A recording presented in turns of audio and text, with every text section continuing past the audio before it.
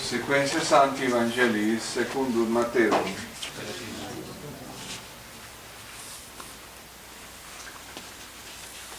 Naquele tempo tomou Jesus consigo a Pedro, Tiago e João, seu irmão, e levou-os de parte a monte muito alto, e transfigurou-se diante deles.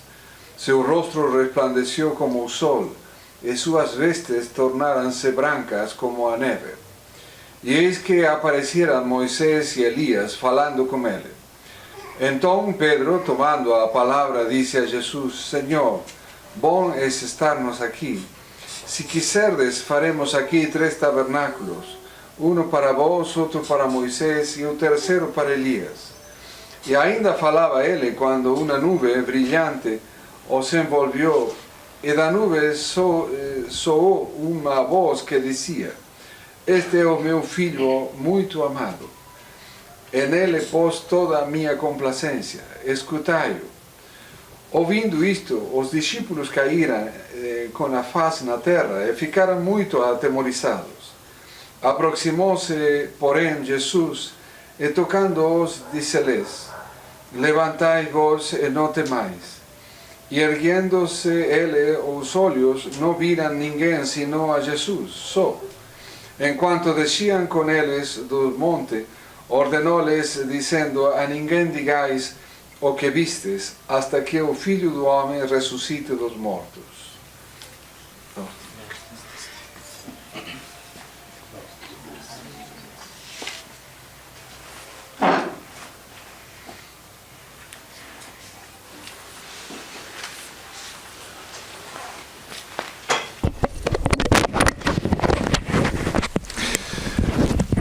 Queridos fieles, es la fiesta de la transfiguración del Señor. También es aniversario de la muerte de un verdadero mártir católico, el presidente García Moreno, presidente del Ecuador, que en el año 1875 sufre el martirio en manos de un bandido que fue pagado por la masonería para matarlo. ¿Y por qué lo quisieron matar? ¿O por qué lo mataron? Lo mataron porque fue el primer presidente que consagra una nación al Sagrado Corazón de Jesús. Y la masonería no perdonó esta cosa. Entonces hizo todo hasta que consiguió matar.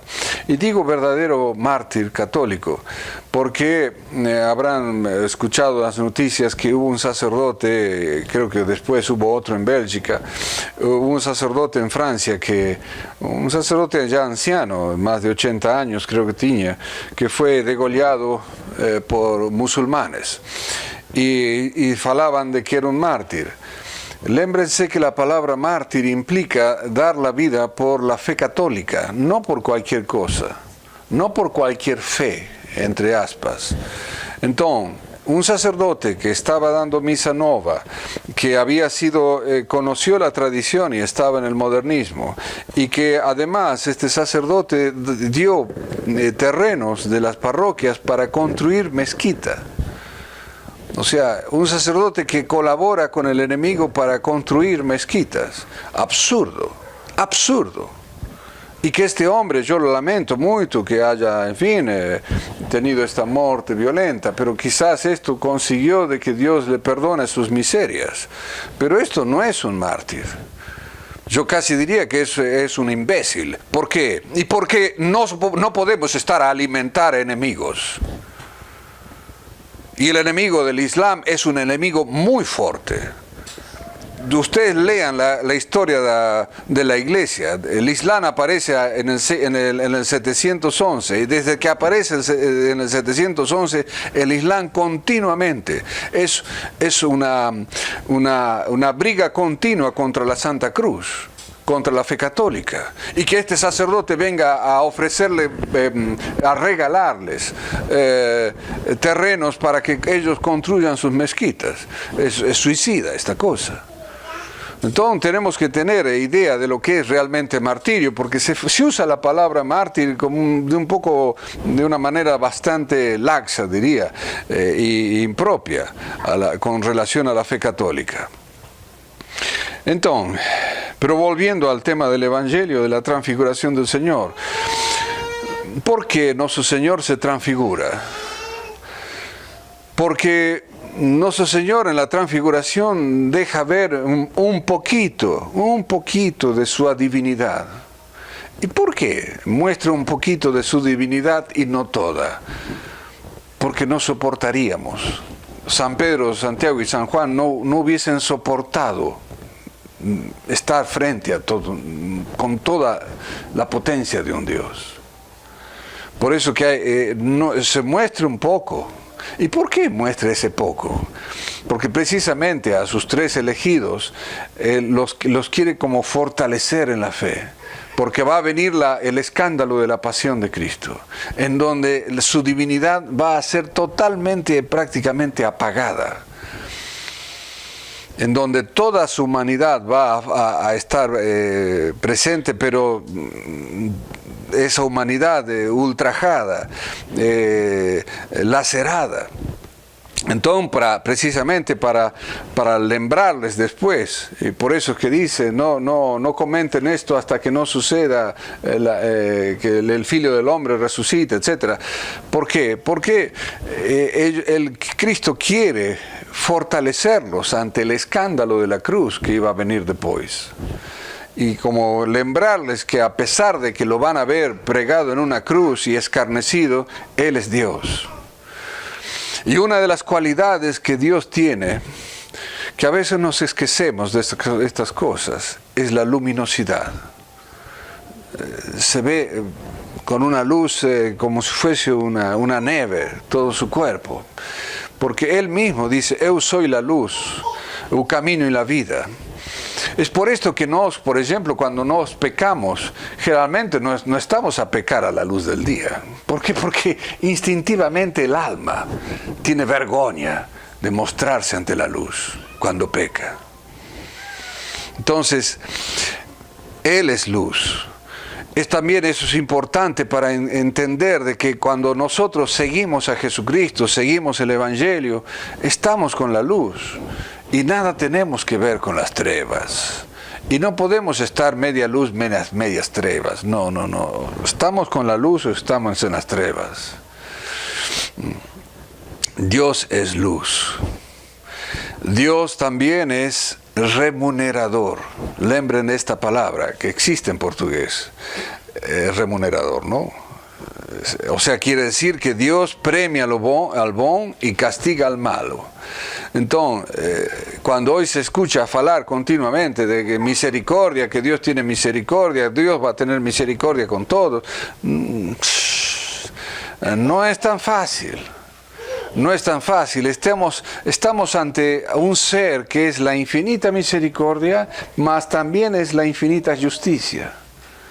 O sea, y por eso San Pablo dice, de Dios ninguém se zomba. De Dios no podemos estar a engañar.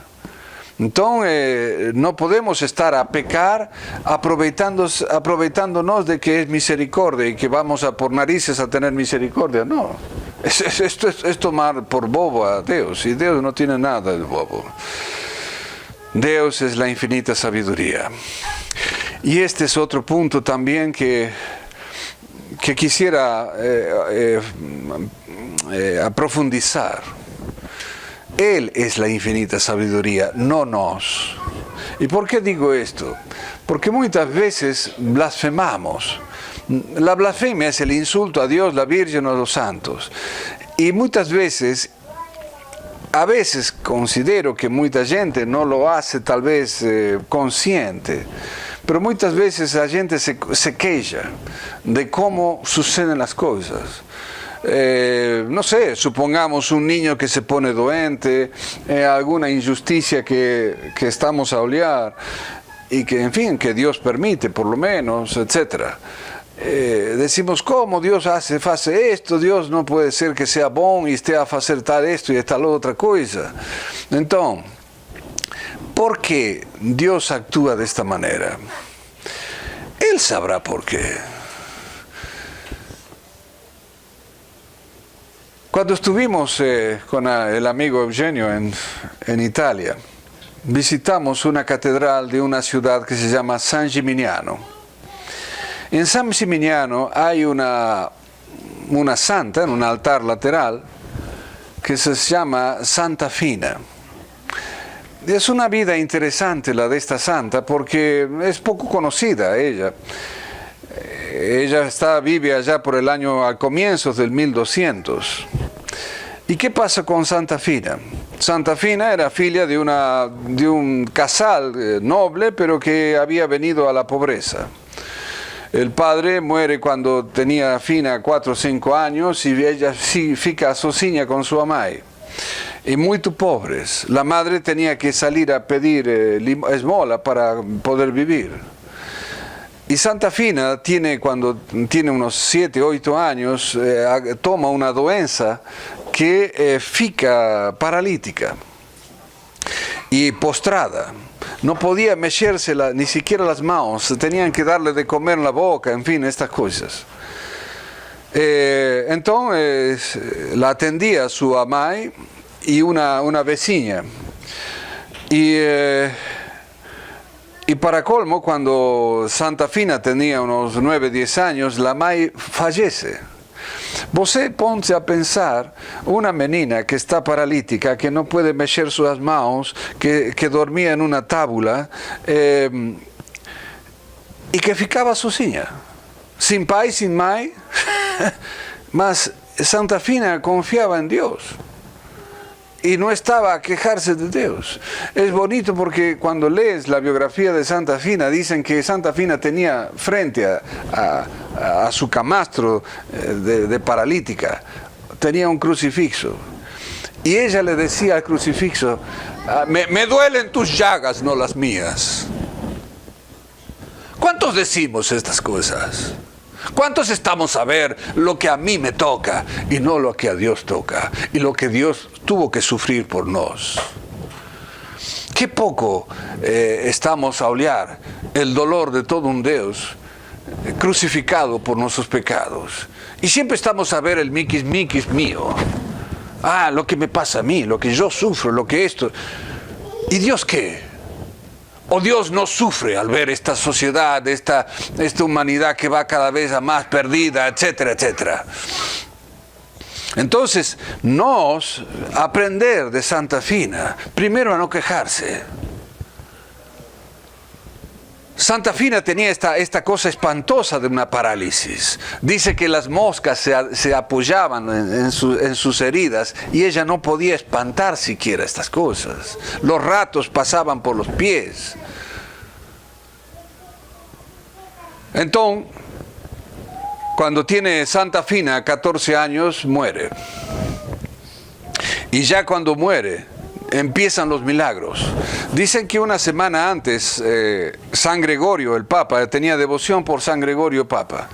Y San Gregorio se le aparece y le dice, filla mía, dentro de poco acabarán tus penas. Bien, entonces a la semana fallece. Y cuando van a levantar el camastro donde ella estaba lotado de flores blancas. ¿Y cómo debajo de un camastro va a haber flores blancas? Precisamente porque mostraba, por un lado, la pureza de esta alma y los milagros que empezaba a hacer esta menina.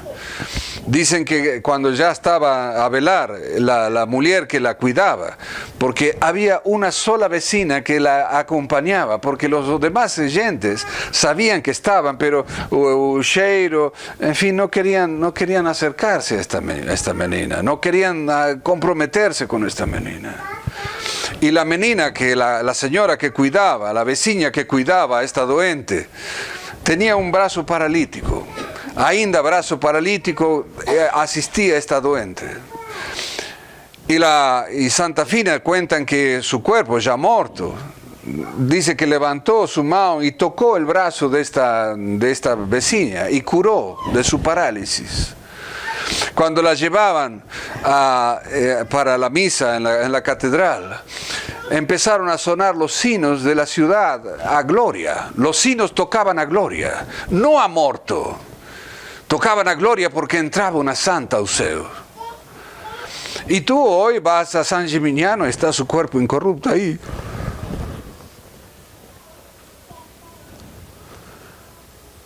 Entonces, ¿qué nos enseña Santa Fina? Entre otras cosas nos enseña que Dios sabe por qué hace las cosas. Si preguntásemos hoy a Santa Fina, ¿no te pareció malo que Dios te mandase estas doenças? Ella dirá, gracias a estas doenças tengo la gloria que tengo. ¿Quién piensa en estas cosas? Si tenemos una doença, si perdimos un ser querido, si tuvimos tal o cual desgracia, Dios sabrá por qué, no mechas en estas cosas. Dios es la infinita sabiduría, no tú. Entonces tú no cuestiones a Dios. No hagamos esta asnera, porque eso es blasfemar también. Deja que Dios trabaje. Pide a Dios fuerza cuando te mande cruces, pero no cuestiones la infinita sabiduría. No hagamos esta estupidez. Entonces, queridos fieles, lembremos siempre, Dios es luz, Dios es remunerador, Dios es omnipotente, lo hemos visto cuando falamos de los milagros, que Dios no puede hacer milagros fuera de la religión católica. ¿Por qué? Porque Dios es ordenado, tiene una omnipotencia ordenada. Entonces, es luz, es omnipotente, es remunerador, es sapientísimo. Entonces dejemos a Dios obrar, no mechamos. Todo el bien que podamos hacer, lo hacemos. Lo que no podemos, lo pedimos a Dios. Pero nunca discutan con Dios. Eso es una estupidez. Lo mismo que es una soberana estupidez el estar a corregir los evangelios, a malinterpretar los evangelios, a interpretarlos como a mí se me da la gana y no como la iglesia manda y como el mismo Cristo lo dice. Entonces, pongámonos en nuestro lugar. Nos somos criaturas finitas. Él es el creador infinito. Mantengamos siempre esta relación de que Él es el todo, no somos la nada.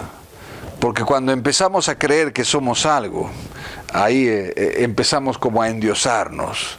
Y ese endiosamiento hoy en día, entre otras cosas, se ve reflejada cuando la gente va a comulgar y comulga en la mano, como si fuese una cosa. No.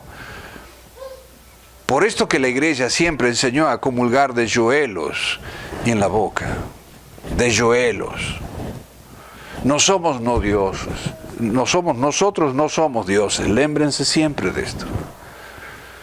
Y en la Eucaristía, ¿qué está? ¿Es Dios o no está Dios? Si está Dios, ¿cómo no nos vamos a joelear? Un absurdo. Y sin embargo esto, todo el mundo lo hace. Un católico no puede hacer esto. Pidamos al buen Dios entonces mantener siempre nuestra relación de criatura con Creador, del infinito con el finito, del todo con la nada. Que nosotros siempre pidamos esa humildad básica, elemental, que debemos mantener siempre en nuestra vida espiritual. Nos no somos dioses y nosotros debemos someternos a la voluntad de Dios. Es lo que rezamos en el Pai Nosso. Faz tu voluntad así en la tierra como en el cielo. Que sea la tua, no la mía. Así como Cristo en el huerto de las oliveiras. Él no quería sufrir. Y dice, pasa de mí este cáliz, pero sea tu voluntad, no la mía. Bien, cuando tengamos un cáliz, cuando tengamos un sufrimiento, una cruz, podemos pedirle que esto se retire, no es falta, pero que sea siempre a su voluntad y no la nuestra. Ofrezcamos entonces la comunión del día de hoy que es primer sábado de mes, en desagravio los sagrados corazones de Jesús y de María, para siempre cumplir fielmente la voluntad de Dios. Ave María Purísima.